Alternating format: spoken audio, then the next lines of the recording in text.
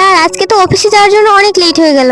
আরে বাবু, এটা তুমি কি করলে? তুমি এই আপুর ড্রেস নষ্ট করে দিয়েছো। আপুর কাছে এখন ক্ষমা চাও। আরে আপু, আপনি বাচ্চাটিকে বকবেন না। এই দেখো বাবু, আমি এখানে সুন্দর একটি ফুল এঁকে দিলাম।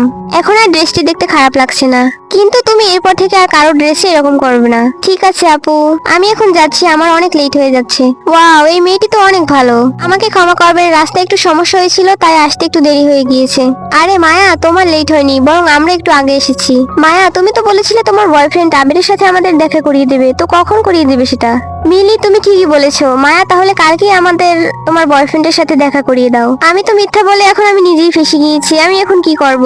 স্যার, ওই মেয়েটি কি পাওয়া গিয়েছে যে আপনাকে মিথ্যা বয়ফ্রেন্ড সাজিয়েছে? আরে তুমি তো অ্যাক্টিংই করতে পারছো না। স্যার প্লিজ, আমার জন্য আরেকটি অ্যাক্টর পাঠিয়ে দিন। কি, আপনি পাঠিয়ে দিয়েছেন?